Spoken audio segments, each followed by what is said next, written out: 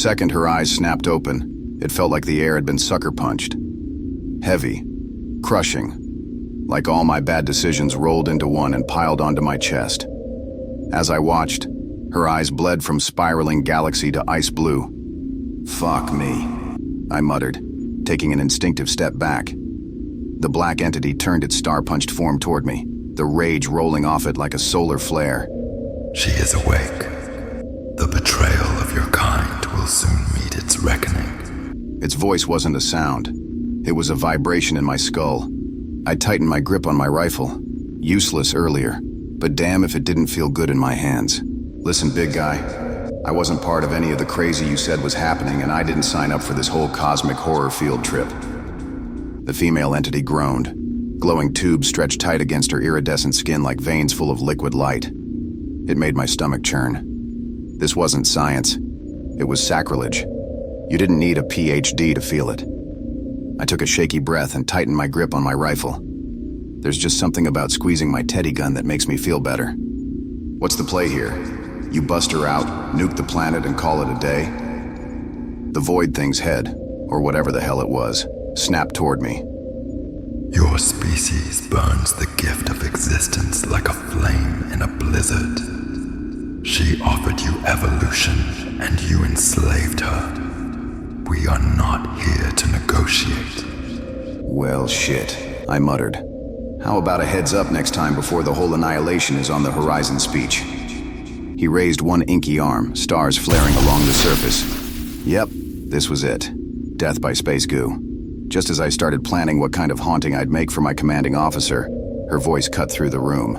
"Stop! You are not as they are." Her voice was barely a whisper, yet it cut through the room like a goddamn blade. Her eyes locked onto me. "Lady, you don't know the half of it," I said, glancing at the shadow entity. "You sure he's not gonna snap me like a glow stick for shits and giggles?" The void straightened slightly, a rippling its starry mass. She extended a trembling hand toward me, and against every ounce of survival instinct, I stepped forward. Her touch was ice and fire, pain and euphoria, all at once. Images flooded my mind. Her arrival, hopeful, bright, shimmering with intentions so far above us it was like ants trying to decode a smartphone. The betrayal, how we'd locked her up, siphoned her power like she was a damn car battery for our wars and greed. And the end, the long, slow road to ruin we'd paved with her suffering. "Fuck," I muttered, pulling my hand back. "You're telling me we plugged you into some alien socket and just hope for the best?" Her lips twitched. Maybe a smile, maybe a grimace. "Your kind is flawed, but there is potential." "Potential? Lady, we're the assholes who put pineapple on pizza." "Enough. Choose." The void rumbled. The room seemed to shrink, the walls pressing in. I glanced at her, then at the rifle in my hands. It wouldn't do much against this cosmic nightmare, but that wasn't the point, was it? I thought of the brass who sent me here, spinning lies on why this was classified. But then I thought about the people I'd served with, the ones who'd bled and died for a country they believed in. They weren't all bad. "I'm not a hero," I said, my voice steadier than I felt. "But I'll be damned if I let this planet burn without trying to fight and fix our shit first." The void entity surged toward me, stars erupting like fireflies in a hurricane. "You would stand against us?" "Guess so," I said, lifting the rifle again. Her voice cut through the chaos. "Enough. They're coming. We must leave now." The room lit up with a blinding light. One second I was standing in the frozen hellhole I'd called home for 2 years, the faint hum of approaching backup roaring through the storm. The next, I was everywhere and nowhere, suspended in the infinite. And then, just as quickly, I was somewhere else entirely. The air here felt alive. It crackled against my skin, charged with a strange energy, like when you rub a balloon on your hair and it clings to your skin. The walls, if you could call them walls, were a swirling mass of shadows, punctuated by glowing orbs like distant galaxies. The floor shifted underfoot, as though I were walking on the edge of a black hole. "Son of a bitch," I muttered, gripping my rifle tightly. Apparently it's turned into a goddamn teddy bear. Where the hell are we now? The void creature stood nearby, its star-pierced form rippling with agitation. The female entity floated just off the ground, her silvery hair spilling around her like liquid moonlight. They weren't looking at me. They were looking at each other. And the way the void moved, its swirling chaos softening whenever it glanced at her, made something click in my head. This isn't just some typical rescue mission, is it? I asked, breaking the silence. The void turned toward me, its form bristling. Your ignorance is astounding. Yeah, I get that a lot. But I'm not blind. You two... I gestured between them. This is personal. Okay, I get that. So, before we go any further, maybe you could do me a solid and tell me who the hell I'm talking to. I've got a name. It's Jaden, but people call me Black. What about you two? The void hissed, but she raised a hand to calm it. I am known as Lorana, and he is Kale. He is my protector. Protector, huh? I said, raising an eyebrow. Funny, I'd have pegged him for your boyfriend. Kale's form flared violently, stars exploding along his surface. Watch your tongue, human, or... Or what? I cut him off, stepping closer. You'll toss me into the abyss? Go ahead. Enough! Lorana's voice rang out, slicing through Kale's rage like a knife. Even he backed off a little, and that was a sight. She turned to me, her eyes narrowing. What do you want, Black? I want answers, I said. Back in that lab, you showed me a glimpse of your utopia. Looked real nice. But don't tell me everyone there is all sunshine and rainbows. There have to be assholes on your side, too. Kale growled low, but Lorana tilted her head, considering me. What are you implying? I'm saying Earth has its fair share of assholes, too. Some I'd gladly wipe off the face of the planet. But not everyone here is bad. There are good people. Hell, there are people worth saving. So why would you punish everyone for the sins of the worst of us? Lyrana's glowing eyes softened, her silver hair shimmering as she floated closer. For a moment, Kale said nothing, his form dimming slightly. The silence hung heavy between us, stretching until it felt like I'd swallowed glass. It is not humanity we seek to punish, though Kale would be content with such an outcome. They are parasites, greedy, short-sighted, destructive. And yet, there is more to this world than meets the eye. Lyrana interrupted, her voice calm but firm. She turned back to me. Earth is unique. Its core is not merely molten rock. It is a passageway, a highway of sorts, connecting countless worlds. A highway? I repeated, skeptical. What, like a cosmic turnpike? Do we have toll booths down there too? She nodded, ignoring my sarcasm. Other beings have found it. They mean to siphon Earth's resources, much like your kind attempted to do with me. That is why I came, to understand, to protect this planet from what lurks beyond. Kale's form twisted angrily. You did not get the chance to protect anything. They chained you, drained you, used you as a weapon. And that was wrong. She said gently, placing a hand on his swirling form. But Black is right.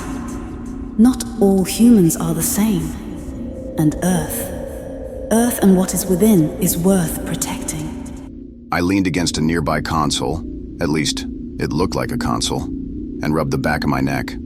You're telling me there's a goddamn alien highway under our feet, and now what? So what's the plan then? You're just gonna blow it all to hell? Lorana's glowing eyes met mine. That depends, Black. What will you do to protect your world? Kale bristled, clearly not a fan of the idea of me tagging along. But something in Lorana's gaze told me I wasn't just along for the ride anymore. Like it or not, I was in it. Well, I said, slinging my rifle over my shoulder. Guess I gotta pack my toothbrush. We stood in what I assumed was the control room of Kale's void ship, if you could call it that. Lyrana floated nearby, her silver hair aglow, while Kale was doing whatever star-filled shadow entities do when they're brooding. So, I started, breaking the silence. You know, why not just do that zippy thing you did to yank us out of the base? Straight to the middle of the Earth, skip the road trip. Kale turned his form towards me. It is not that simple, human. Why the hell not? Because each use of energy depletes me. Unlike your species, who gorge on their planet's resources without regard, I must restore myself after exertion. Or do you wish to find yourself stranded in the vacuum of space? I blinked at him. Oh, so you're not all-powerful. Good to know. Say another word, and I will personally send you to orbit the sun. I raised my hands. Okay, relax, Space Dad. No need to send me on a one-way trip to Toastville. Lyrana glanced at me with a faint, knowing smile that screamed, "You're pushing it, idiot." Kale is correct. Teleportation on that scale is not sustainable. We will need a more practical approach. And by practical, I said, crossing my arms, you mean? Preparation. Getting to Ithralis, the world beneath your Earth's surface, will not be easy. It is heavily guarded, and its entrance is hidden. Ithralis? I echoed. Let me guess. It's full of giant lizards and mole people? Lyrana's expression darkened. The beings of Ithralis are far more advanced than you realize. Their civilization has thrived for millennia, blending science and arcane energy in ways your kind could scarcely comprehend. But they are not without their challenges. Challenges? I asked. Apparently today's the day I will keep repeating words like a jackass. They are fragmented. There are those in Ithralis who uphold tradition, wielding their ancient magics. Others have turned to technological supremacy, blending machine and spirit into something unrecognizable. And some... Her voice faltered, a rare crack in her usually serene demeanor. Some have succumbed to madness. Fantastic, I said, throwing up my hands. Nothing like insane lava people to spice things up. I warned you of this, Lyrana. Kale rumbled low. She turned to him. And I chose to believe in hope. Hope, I muttered. That's always comforting in a suicide mission. Lyrana ignored me. There is another reason I came to Earth. A daughter of a high-born family in Ithralis sought my help. She sent out a survival call. The message was brief and direct, meant for me alone. It was a risk, a massive risk. Broadcasting something that loud could have been intercepted by anyone. But my friend, she's smart. If she had to make that call, I trust there was a good reason for it. I fear what has become of her. I frowned. If she's so smart, why not just come up here and forge an alliance with the people on the surface? Seems like a better plan than dialing you up and hoping for the best. Lyrana paused, her luminous gaze lowering as if weighing her next words. When she spoke, her voice was low. She would never do that. She hates surface humans. Hates us? I asked, raising an eyebrow. Why, we're delightful. Lyrana looked past me, her expression distant, as though recalling a memory that carried both pain and pride. She and I first met in battle. I was young, overconfident, and reckless. I underestimated my opponents. She could have killed me, should have killed me, but she didn't. Instead, she spared me and saved my life when I was gravely injured. I owe her everything. And despite her hatred for surface humans, I believe she called for me because she had no other choice. Whatever is happening in Ithralis, it's obvious she has no one to trust. I snorted. Hates humans but saved your life. Sounds complicated. Kale rumbled in the background, his starry form pulsing with silent disapproval, but Lyrana ignored him. Her eyes met mine again, steady and unwavering. I cannot abandon her now, not when she needs me most. Somewhere in all this, the back of my brain was working, and something she said clicked into place. Wait, I said, narrowing my eyes. Let me see if I got what you're not saying. You came to Earth because your bestie called you for backup. You said hell yeah, and told your people. But they were like, nope. And you said fuck everybody. I'm going to Earth. Your plan was to talk to the Neanderthals on the surface to see if they were good enough with the underworld secrets. But then you were cornered, And 2 years later, you meet an incredibly talented, dashing humanitarian who knows how to keep secrets and fuck some shit up. That's it, isn't it? Damn, I'm a genius. And that means you guys have been naughty. My grin was bright and shiny. It did not go as planned. No kidding, I said, shaking my head. They just looked at me. I raised up both hands. Hey, I'm no stranger to telling the brass to fuck off when there are lives to be saved. Seems like we are all not that different after all.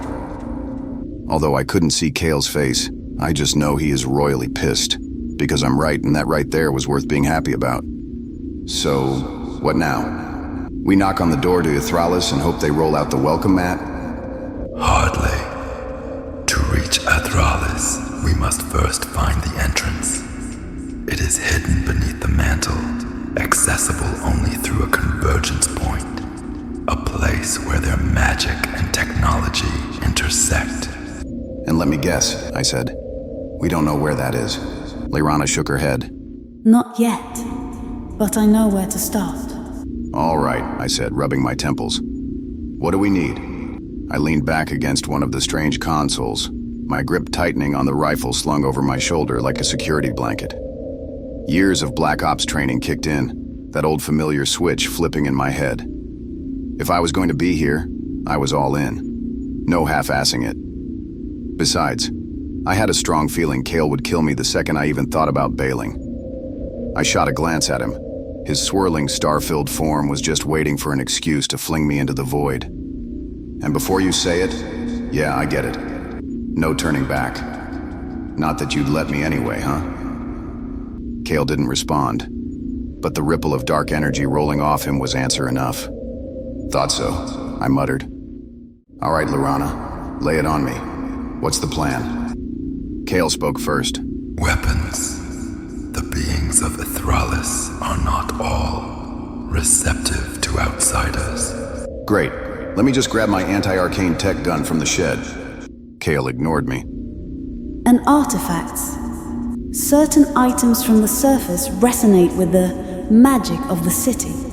They may be the key to opening passages.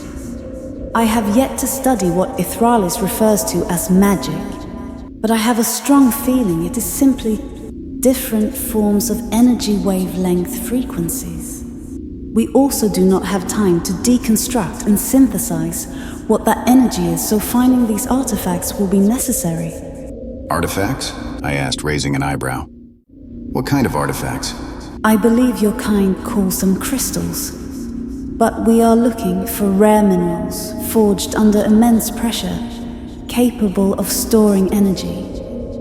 And glyphs, symbols of power etched into ancient relics. So we're what? Looting a museum and then show up with rocks in our pockets? Do you guys hear how strange this sounds? The words just kept tumbling out of me, my brain apparently deciding this was the perfect time for a full-blown meltdown. Okay, because that's not weird or anything. Totally normal. Yep.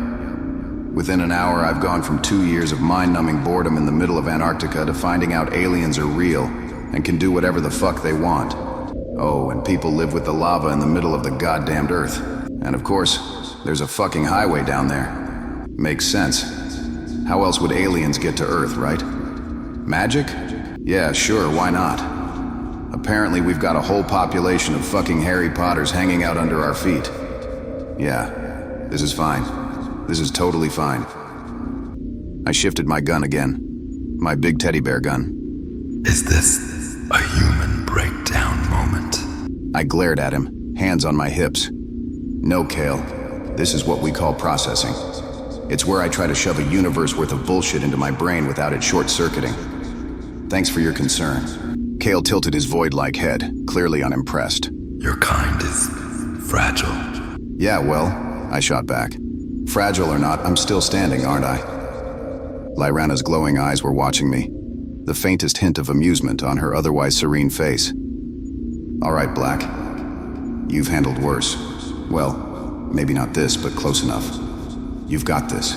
Aliens, lava people, magic, sure. Just another day at the office. Are you talking to yourself? Yep. I'm a good listener and give some pretty good advice, too.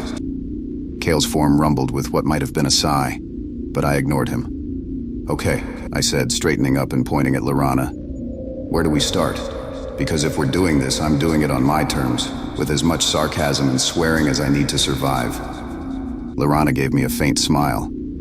That will suffice. Lorana continued to explain we wouldn't have to loot any museum. There are certain individuals who might assist us. Old friends. You mean scavengers? They are resourceful. She said simply.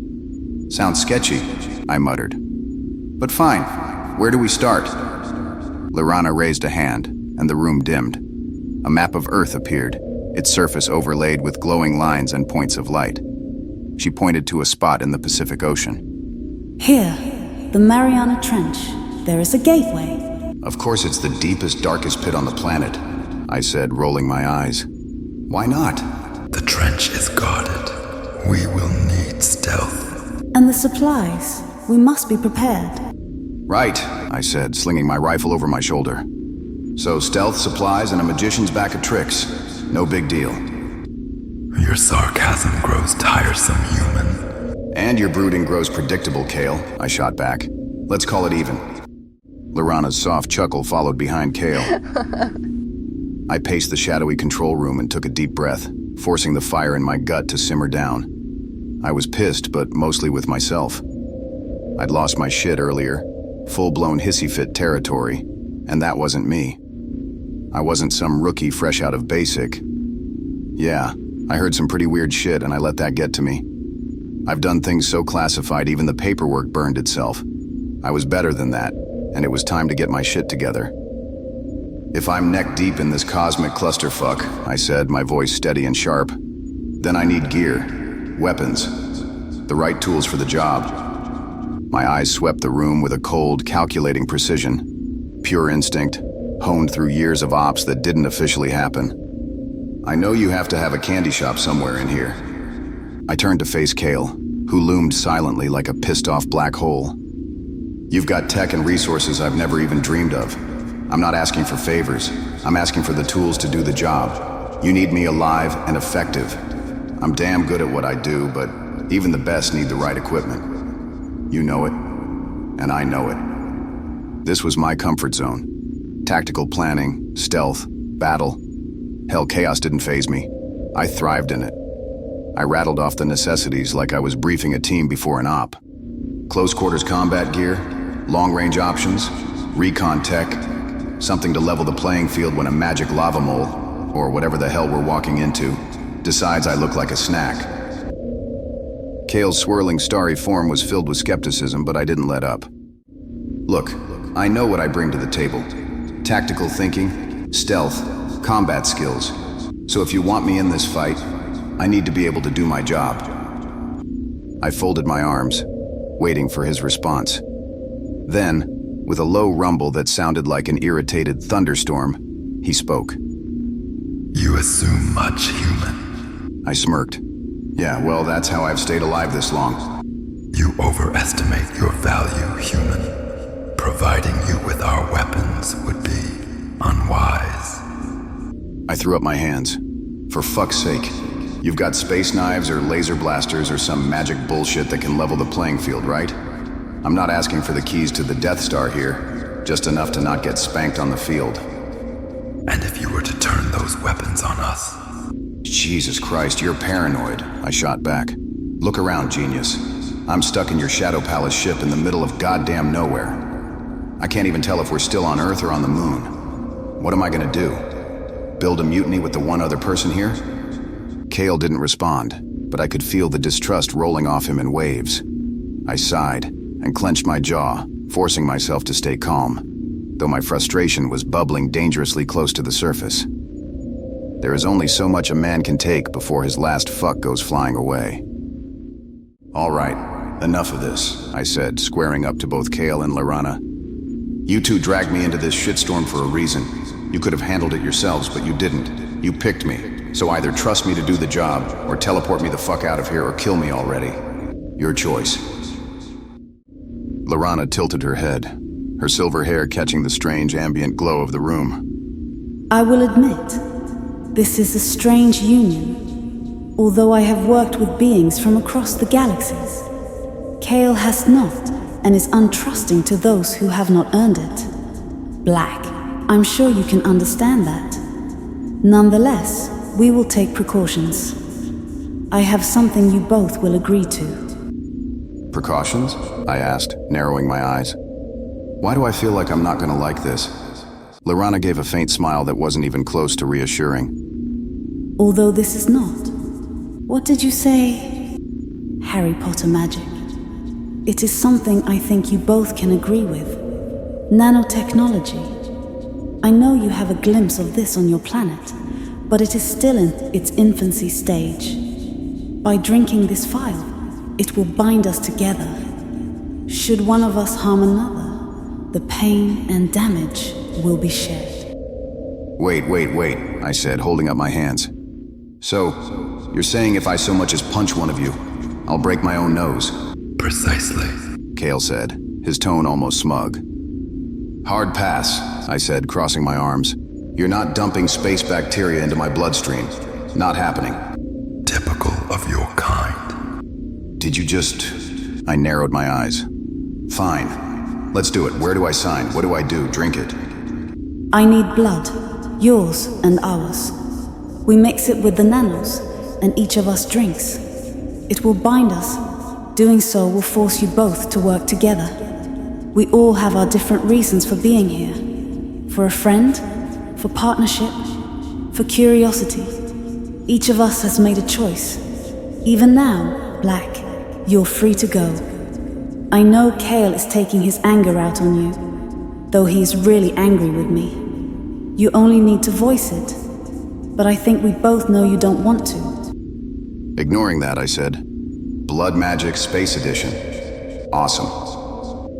Reluctantly, I rolled up my sleeve, and Kale produced a scalpel that looked like it was outlined in light. He sliced my arm, just enough to make me grit my teeth. Then he did the same to himself and Lorana, mixing our blood in the vial with the golden liquid. The mixture shimmered, almost alive. Lorana handed me the vial. You first. I stared at it like it might sprout teeth. This isn't gonna turn me into one of you, right?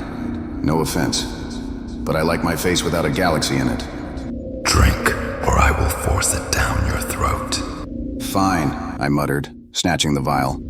But if I grow tentacles, I'm coming for you first. Bottoms up. I downed the liquid, which burned like tequila mixed with lighter fluid. For a second, I thought I was gonna puke, but then it settled. Kale handed me a blade. Cut me. I just blinked at him. What? He sighed. Just as I did on your arm. I didn't hesitate after that. I ran the blade on his outstretched arm, then felt the pain sharp and immediate. I looked down on my own arm, and there it was, a slice in the same spot. Holy shit, I said, staring at my arm. It worked. Lorana stepped forward. The bond will only activate if one of us intentionally harms another. Should we fall in battle to an outside force, the connection will not trigger. I stared at the blade, then back at Kale. Okay, I'll admit, that's badass. Horrifying, but badass. Kale grunted. Relax, Sparky. I've got no interest in playing interstellar Russian roulette. With the blood pact, nano pact, complete, my brain snapped back into mission mode. All right. If we're doing this, we're gonna need a ride. Something that can handle the Mariana Trench without crumpling like a beer can. And where do you propose we find such a vessel? I grinned. I know a guy. Before meeting my contact, Kale and Lorana decided to take on a more human appearance. Made sense, really. Walking around with a floating star field and a glowing alien goddess wasn't exactly low-key. Lorana looked lovely, even in jeans and a jacket, while Kale looked like he'd walked out of a cologne ad. Naturally, I had to throw a jab. You're kidding me, I said, snorting. What? Did you binge-watch human TV before you came here? Looking like a wannabe model isn't exactly blending in, Kale. Kale turned his now human face toward me, his expression as unimpressed as ever. You are as dumb as you are loud. This is my true appearance. The form you saw before is my battle gear, and thank you for finding me attractive. but you're not my type. A sly smirk tugging at the corner of his lips. I gagged. Oh, gross, I said. First, you're right. It would never work between us. I'm too good for you. Second, what the fuck happened to your voice? Remember, Black? Kale was in his full battle gear. That armor is complete, all encapsulating, and we have to project our conscious thoughts through it. What you heard before was Kale's consciousness voice amplified. Mine is similar when I am fully equipped for combat.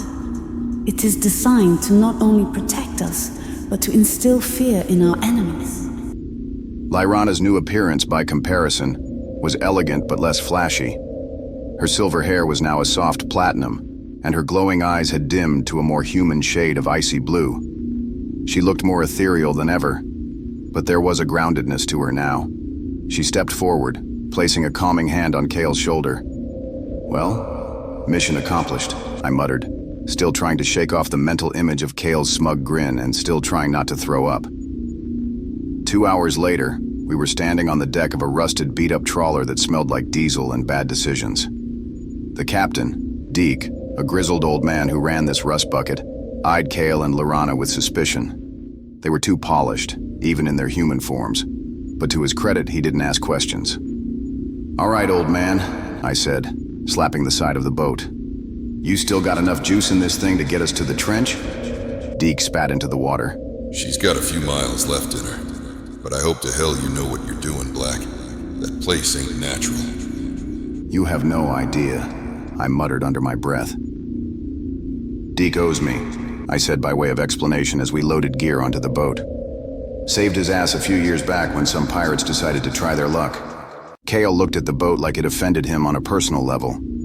This vessel will not survive the open ocean for very long. "Maybe not," I said, slapping the side of the hull. "But it'll get us close enough. You've got your teleporting magic void tricks to handle the rest, right?" Kale grumbled something under his breath, but Lyrana placed a calming hand on his arm. It will suffice. The trawler sliced through the dark waves, its engine groaning like it resented every second of this journey. I kept one hand steady on the wheel, the other reaching up to grip my rifle out of sheer habit. But she wasn't there. Oh, I'd packed her all right. It's not her fault Kale eats bullets for breakfast, but this isn't a long-range deal. Yet. So I switched direction, taking stock of what I had one more time, and touched my close-quarters scattergun, a sawed-off beast strapped to the side panel. She's ugly, loud, and leaves nothing but red mist in tight spaces. Perfect. And a couple of knives. One's my main squeeze, carbon steel, razor sharp, with a grip that feels like it grew into my palm. The other, a backup I've strapped to my boot just in case. Next, sidearms, 2 9s, twin beauties I've named Click and Clack. Got 'em holstered cross-draw style, nice and easy for when things go sideways. Then a utility belt rigged with enough toys to make a seal jealous. The plan was simple enough on paper. Get the boat close to the trench, then let Kale work his magic and teleport us to the entrance. Easy peasy, right? I shook my head, thinking about Kale's earlier doom and gloom warning. Stay exactly where I put you. His voice as warm and fuzzy as a rusty bear trap. Move an inch, and you might end up in a shark's mouth. Or somewhere worse. Worse than a fucking shark's mouth? I'd shot back, giving him my best eyebrow lift.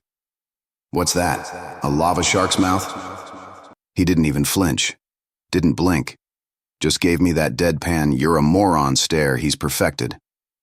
I'd thought about coming back with something clever, but didn't want to waste a perfectly good burn on him, and went back to double-checking my gear. We had a long way to go, so I let my mind drift back to the warehouse.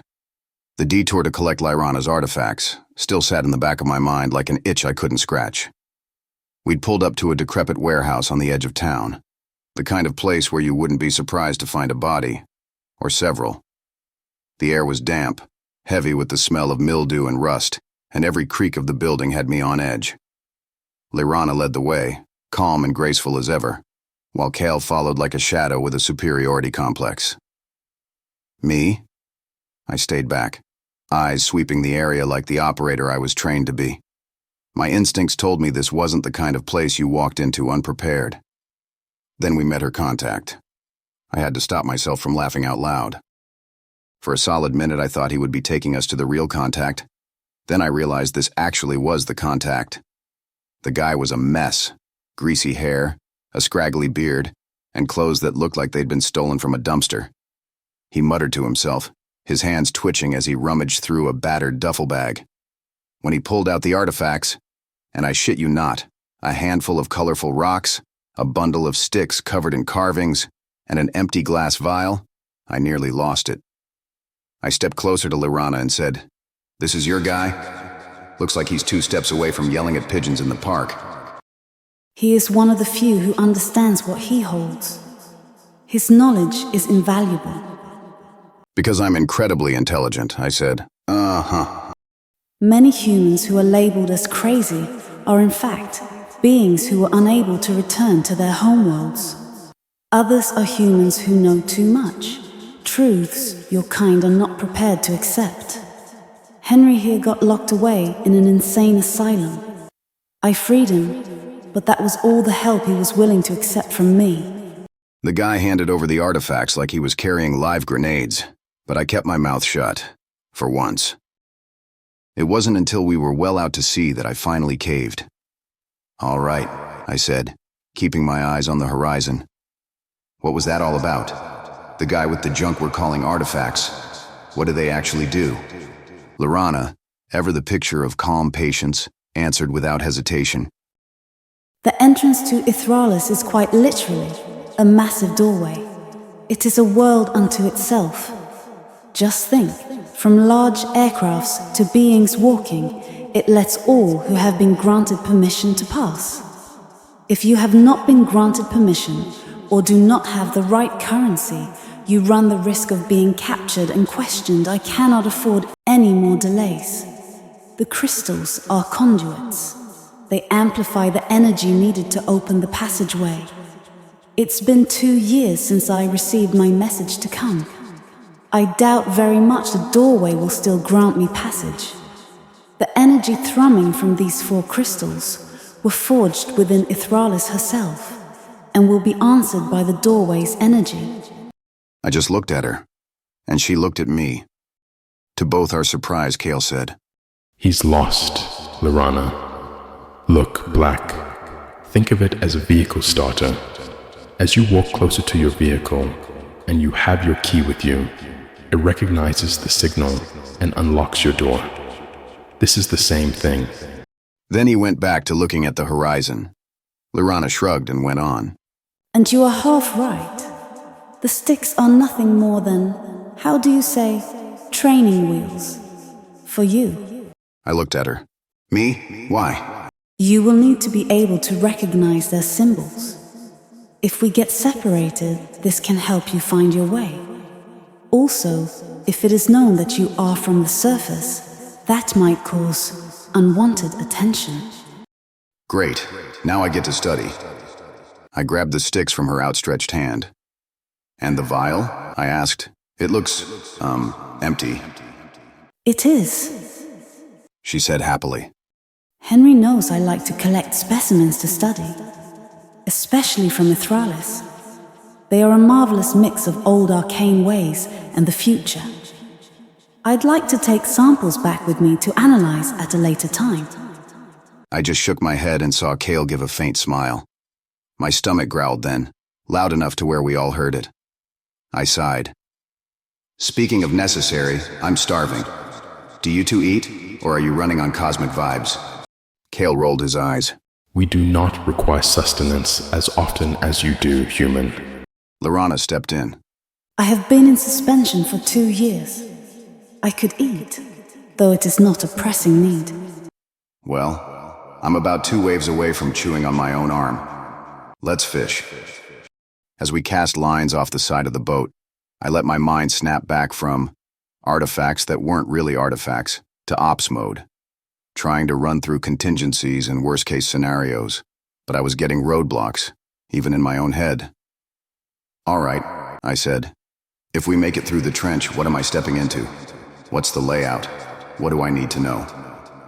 Lorana turned to face me, her expression calm but serious. Ithralis is unique. You will find the cities that blend ancient architecture with advanced technology. Arcane tradition coexist with cybernetic enhancements. It may appear contradictory to you, but to them, it is harmony. So, if something should appear as an old relic to you, it does not mean it is any less important than a flying craft. You have the main city, and then there are the outer realms. These areas are more savage. If we should end up separated, you will want to stay within the inner city. I frowned. And the people? What customs am I supposed to follow so I don't get us killed? Do not touch anything unless invited. Their hierarchy is strict, and disrespect toward a highborn could result in consequences. I know how to keep my mouth shut and observe, I said, just a little defensively. Lorana tilted her head. Funny, that is the same thing Kale says too. Fantastic, I muttered. Anything else? Yes. Prepare for the unexpected. Ithralis is unlike anything you have experienced before, and we can't do with shock written on your face. Most beings you will encounter will look like us, though there will be many others of different colors, shapes, and sizes. I want to thank you, Black, for coming on this journey. Back in Antarctica, you knew you could not win over Kale, yet you took him on anyway. And Kale has said more words to you than any other human he has met combined. There is something within you, and I must admit, I mean to find out what it is that intrigued us. I could have gotten one over on him, I muttered, gripping the wheel tighter as the waves rolled on. But now that we are nano-friends, we shall never know. Lorana just raised her eyebrows, tried not to smile, and failed. Why are you willing to take on this mission, Black? You know Lorana is doing this for her friend. I'm here for Lorana, but we mean nothing to you. So why help? I need to know what's in it for you. First, your company is just that amazing. Second, if you recall, you vacuumed me up like dirt from a carpet and spat me on your psychedelic spaceship. Third, I'm a curious bastard. Plus, I have like 1 or 2 solid friends I'd like to see not wiped off the face of the planet by a hostile alien takeover happening in the middle of lava land. For the record, I only transported you because I knew Lorana was still deciding your fate. Otherwise, I would have left you where you stood. Has anyone ever told you how charming you are? Just then, the boat lurched violently, throwing me against the wheel. At first, I thought we must have caught a tuna. Then another sharp, jarring impact yanked me out of my thoughts. The boat lurched again, nearly throwing me off balance. What the hell? I barked, gripping the wheel. Kale and Lorana were already moving. Kale's human-like version was gone in a flash, his star-filled void form rippling with energy, turning everything near him into galaxy shadows.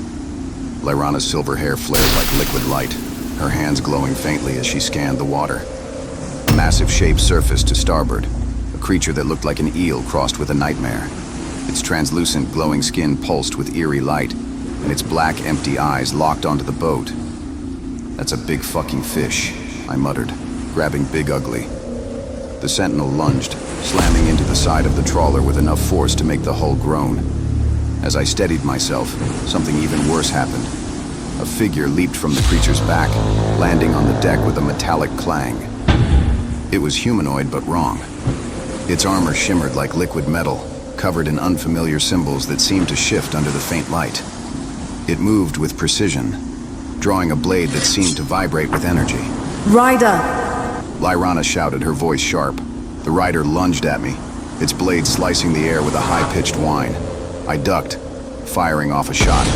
He didn't drop like I expected, confused. I then noticed the shot didn't go through that damn armor. Instead, there was a massive dent right in center mass of the chest plate that I know that fucker will be feeling for weeks if he lives that long. Before I could fire again, he was on me, kicking Big Ugly out of my grasp, his movements impossibly fast. Dodging another attack, I rolled and glanced behind the rider. Kale was busy keeping the sentinel at bay, trying to find a weak point for what looked like a glowing katana. Lorana fired shot after shot, keeping the Sentinel's mouth from using Kale as a chew toy. She looked toward me and fired a blast of light at the rider, but it deflected the attack with a shield that appeared out of thin air. Then time slowed. Leaning on my training, I zeroed in on what I could use around me and spotted a chain on the side wall.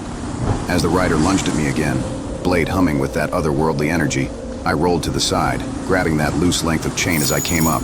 My grip tightened around it, my mind racing. This wasn't exactly my first fight, but alien assassins on a boat? Yeah, that was new.